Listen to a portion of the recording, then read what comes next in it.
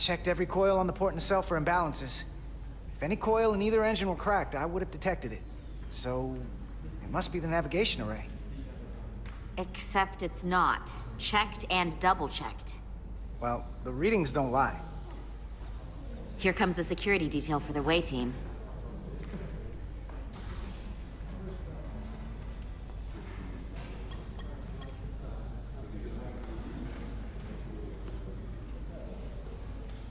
Hey.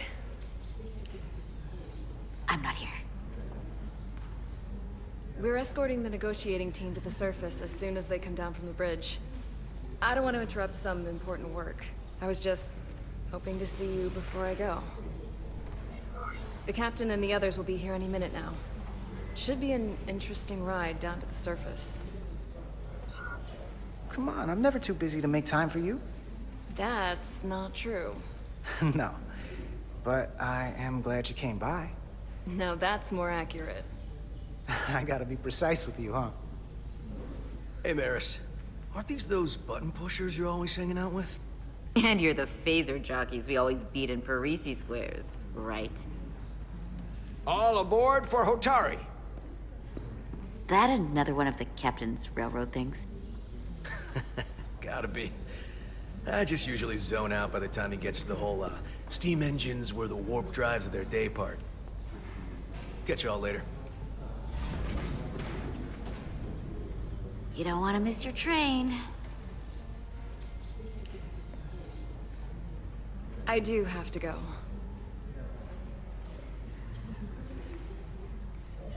Not gonna lie, I'd rather not leave right now. More important things on my mind.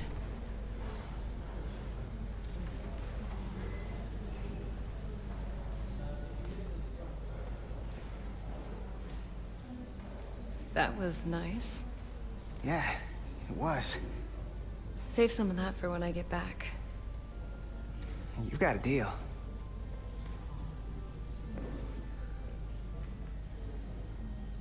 Be seeing you.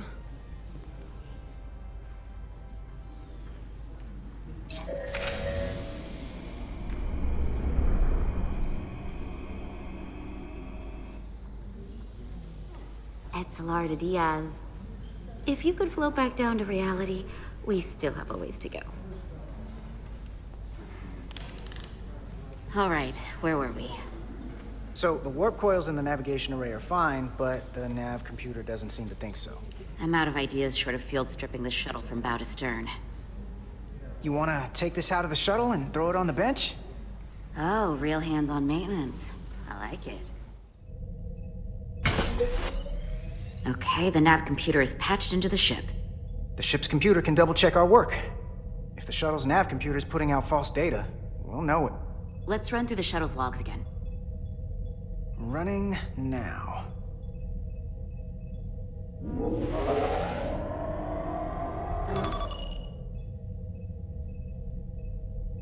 Same. Warp field inversion and a cascade failure. However, the Resolute computer doesn't show the same subspace variance. We're in the same conditions that the shuttle was in when it failed. Why wouldn't the ship's computer get a matching result?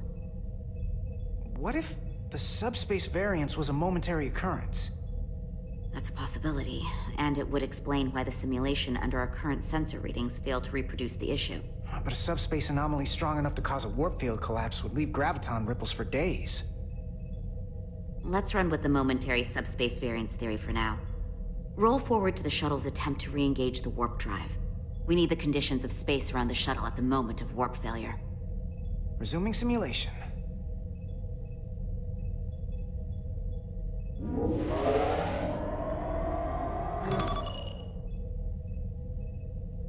Error in warp field calculation.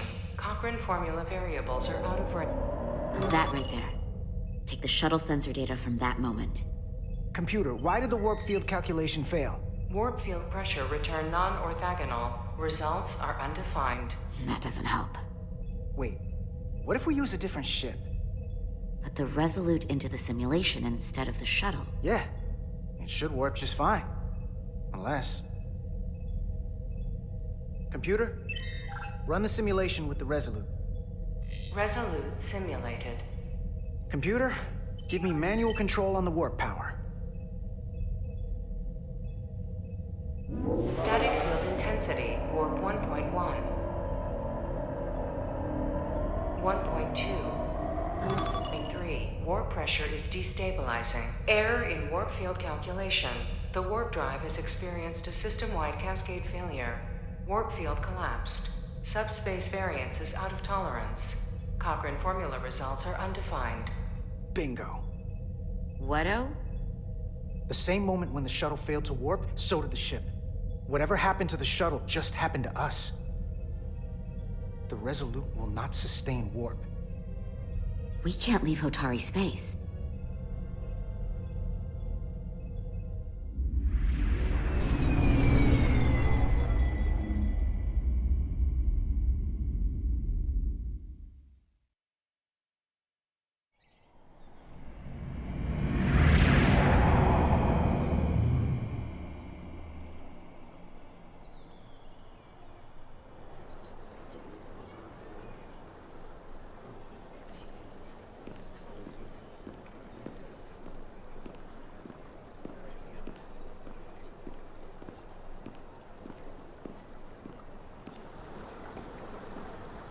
Ambassador Spock, Captain Solano, welcome to Hotari. We are honored you've come. My name is Tylos Altaris, Minister of Diplomatic Affairs. The honor is ours, and this is Commander Jara Rydick, first officer aboard the USS Resolute. You'll find she has a keen mind, and unique insight into the dynamics between the Hotari and the Illydians. We are honored to be here, as representatives of the Federation. I'm so glad. These must be the representatives of the mighty Federation. The reigning authority in the galaxy. Or so we've been led to believe. Whether that's true or not remains to be seen. But, either way, we're grateful you've made the time to come to our little corner of the universe. And you are? This is Galvin, and this is Sidron, the heroes of the revolt in the mines.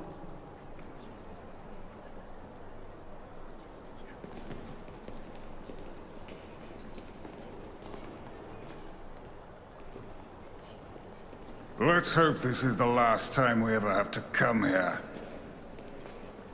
If you'll excuse me.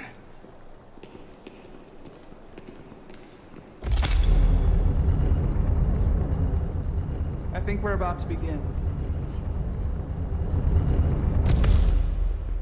Did you hear the arrogance from that guy?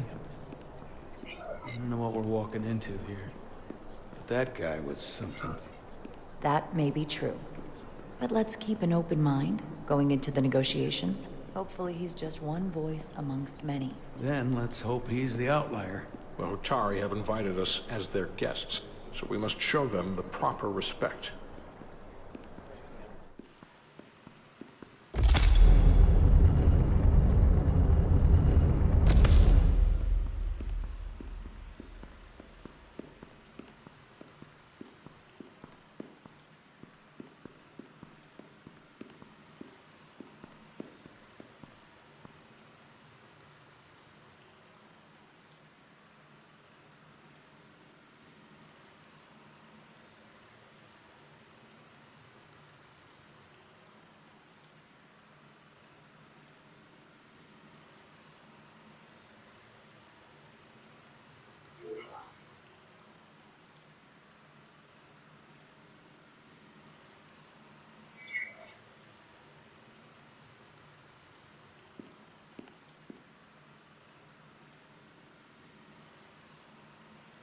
Ambassador Spock, welcome to Hotari Prime.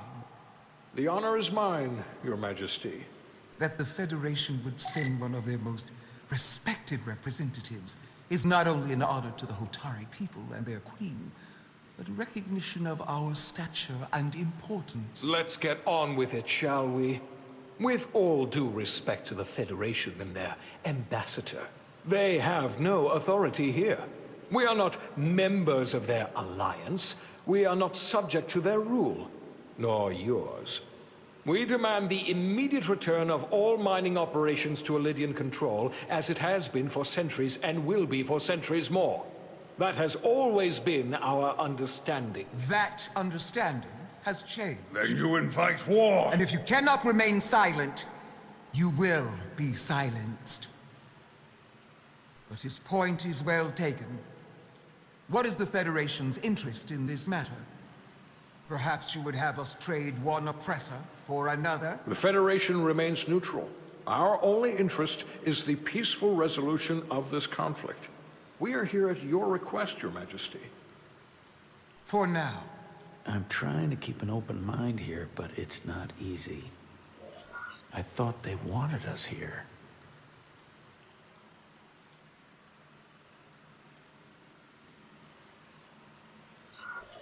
Was there something you wanted to say, Captain?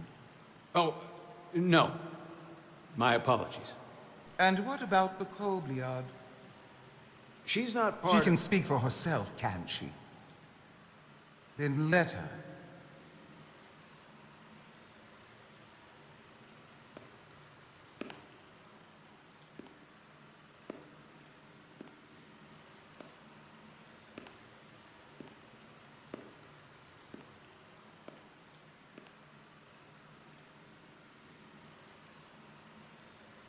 Now then, one should know their place.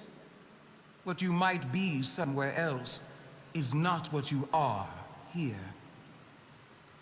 Which is standing before a queen. And a queen deserves respect. A bow is not too much to ask. Is Hotari Prime, heart of the Hotari system. My apologies, Your Majesty. I meant no disrespect. Better. You are Kobliad. Your people suffered brutal treatment at the hands of the Cardassians. Their injustice towards the Kobliad is as unimaginable as it is unforgivable. Not unlike how we have been treated by the Alidians. As much as they'd have you believe they are the victims here, remember it was the Hotari who attacked us. Hundreds of innocent Alidians were slaughtered without mercy in those mines. The blood is on their hands, not ours! Quiet! If after all the Kobliad suffered, you finally had the chance to right that wrong, to get out from under their control, would you take it? Or would you negotiate a peace?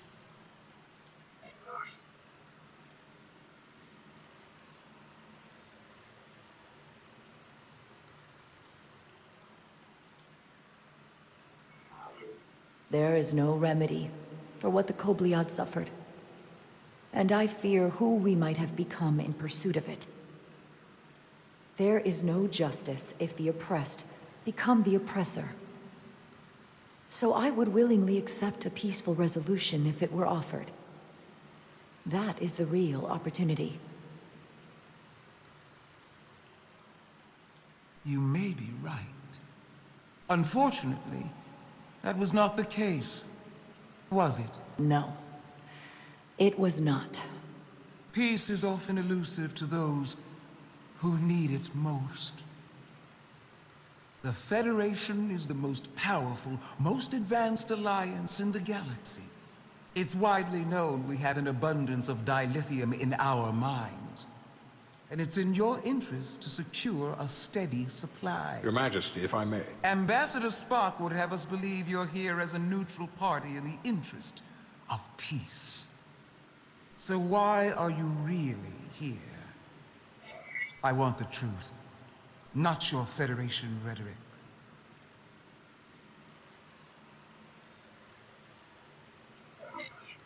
As Ambassador Spock has said, we've come seeking a peaceful resolution to this conflict, and have no interest in your dilithium. I'm not nearly as naive as you must think. The Federation has done business with the Alidians for decades, which makes me question your motives. What they haven't said, but cannot deny, is a simple truth. The dilithium trade would not and will no longer exist without Alidian involvement. We created it for the benefit of everyone, especially the Hotari. We've given them warp technology. We've let them share in the profits. We've made their lives infinitely better than before dilithium was discovered. All of that goes away if the Federation turns a blind eye to their treachery. That is enough of your lies! The Hotari are quite capable of running the mines. We've done so for centuries. So tell me, who deserves control of the dilithium trade and the mines on Tau? Who should the Federation recognize? The Hotari or the Elidians? It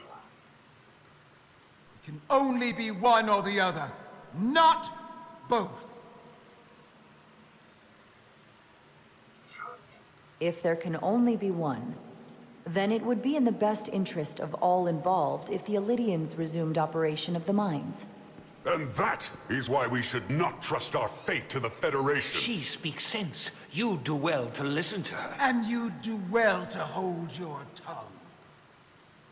We will take back our minds by any means necessary. And you will see more blood spilled. I am more than willing to address your concerns, Your Majesty. Yours as well, Representative. But I suggest we could have a more productive conversation with a smaller group. Perhaps only the most essential representatives.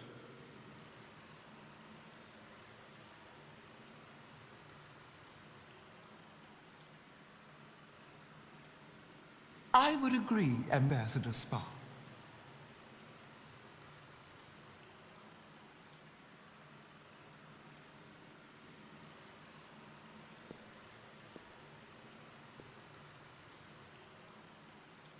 I think this is best left to those of us with more experience in diplomatic matters.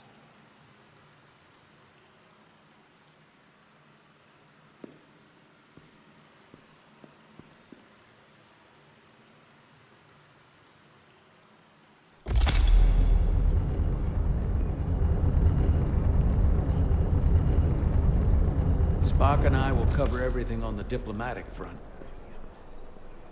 You make nice with the locals and see if you can get some answers. We need to find out why the Hotari are so willing to risk war. What happened in those mines?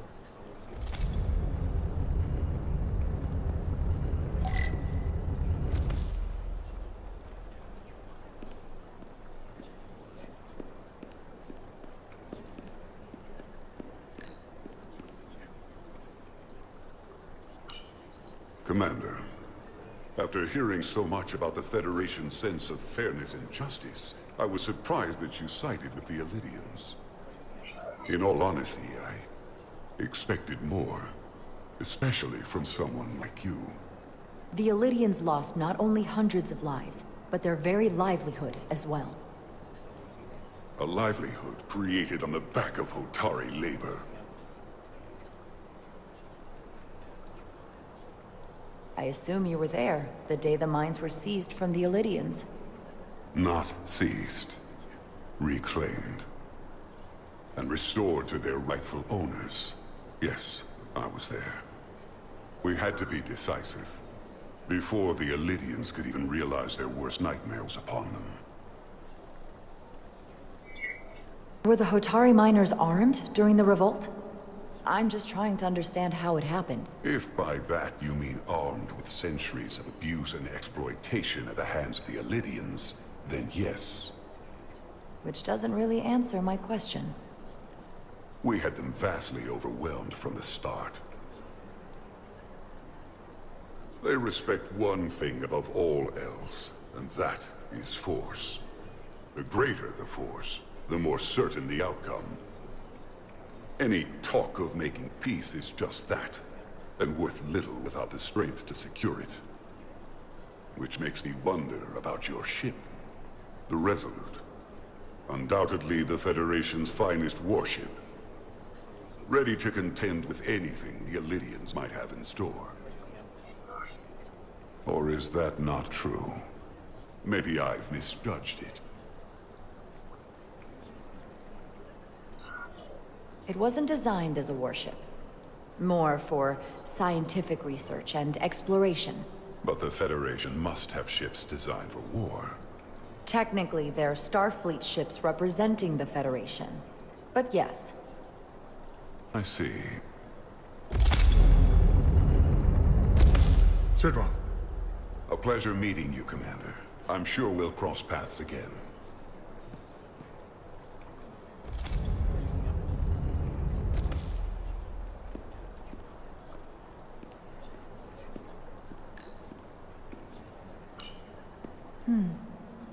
Soothing.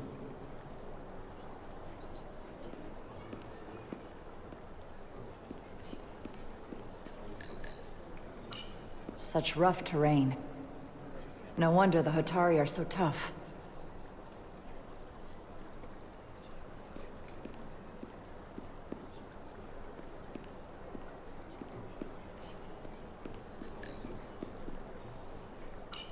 Commander Rydek, I have to admit, I was surprised when you said the Elydians should control the dilithium trade. I was under the assumption the Federation was neutral. But maybe I was wrong. I can assure you, we aren't on anyone's side. We are, and will remain, completely neutral. You have my word. I hope that's true. For all of our sakes. I saw you speaking with Sidron, our national hero. I'm curious, what did he say? He seems to be of the opinion that negotiating for peace is a waste of time. Because force is the only blunt instrument he understands. He's a miner, not a diplomat. For the first time in our history, the Hotari have the upper hand. We see ourselves as strong instead of downtrodden. New voices have risen up. Old voices shouted down. Galvin and Sidron have become national heroes. Now, they have the Queen's ear. Better or worse, depending on your perspective.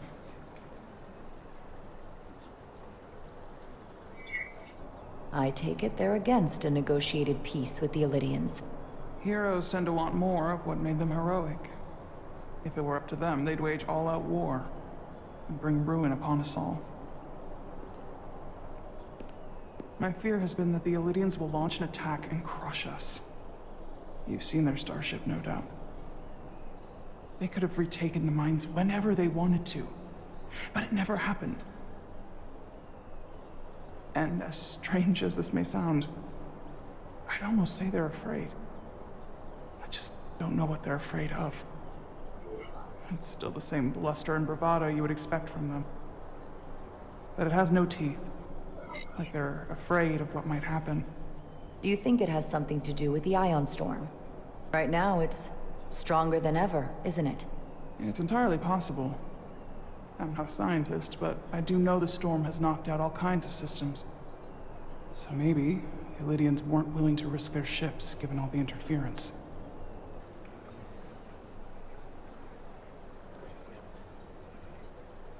Since the day of the revolt, Galvin has seized control of the mines and restricted all access.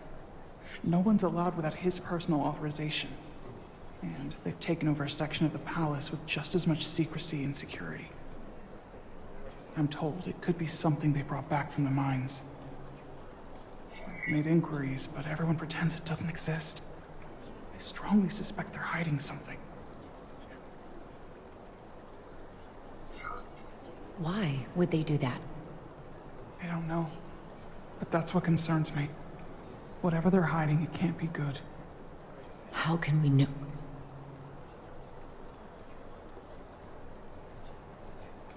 I'd better see what's happening. Do you think you can find out what they're hiding? I need to see proof of something before I can make my case to the Federation. I can try, but even if I found it, I might not know what to make of it. Take this. You can use it to capture whatever you find, and then send it to me.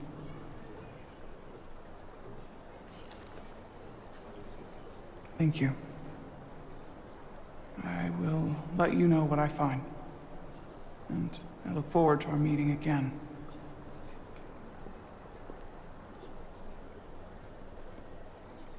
Sorry, I don't mean to bother you, but I couldn't help but notice you were speaking with the Hotari this whole time. I figured it might be useful if I offered another perspective.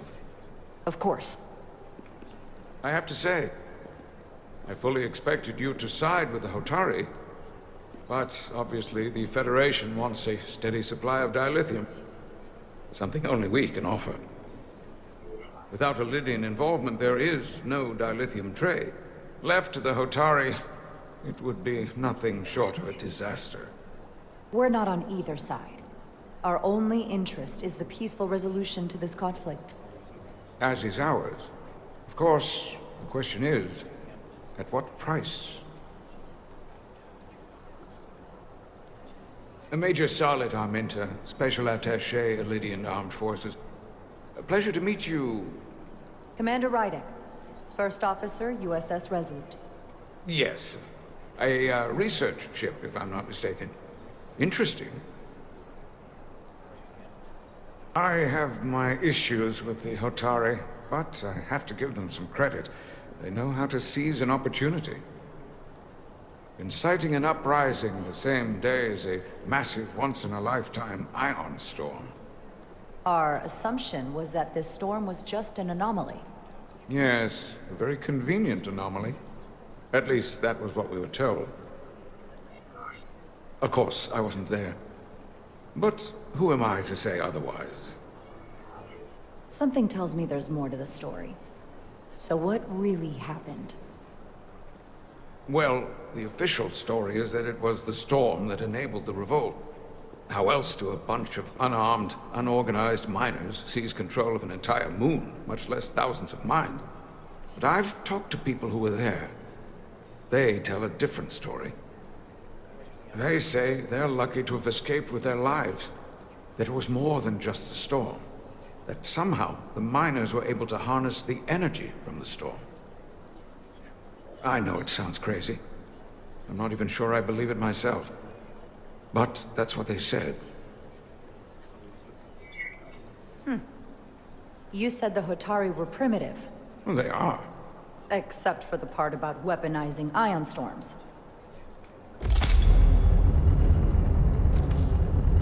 If you'll excuse me, Commander Rydek.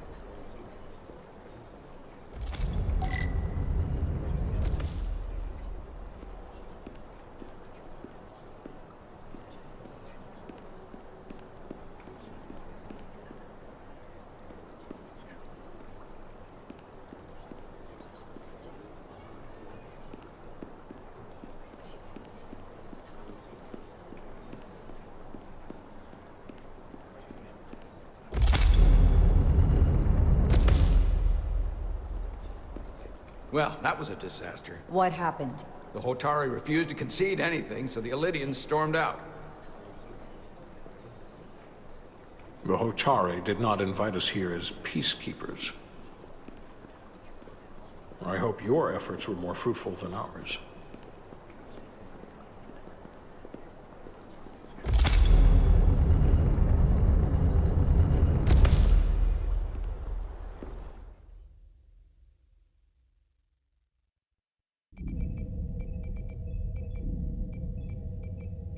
Gravitational harmonics failing to resolve.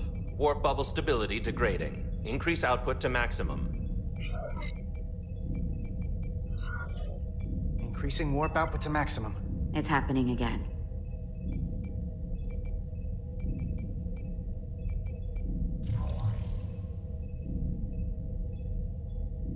It is evident that presently, the Resolute cannot achieve warp propulsion. Since our diagnostics rule out any problems with our warp systems or anything about the ship, the problem appears to be the fabric of space itself. Space itself? You're saying something about this region of space prevents warp travel? Prevents it, or can't sustain it. However improbable, that appears to be the case. We need to know more. Otherwise, it'll be an extended stay in the Hotari system. Well, couldn't we slowboat it out of here at impulse speed? It may come to that, but we don't know how far this warp dead zone extends. Captain Solano is on his way back from the negotiations, and I want to have some answers for him when he gets here. Indeed. Given the facts at hand, we may be able to deploy subspace probes around the ship to construct a clearer picture of the phenomenon. Around the ship. I'll prep a shuttle.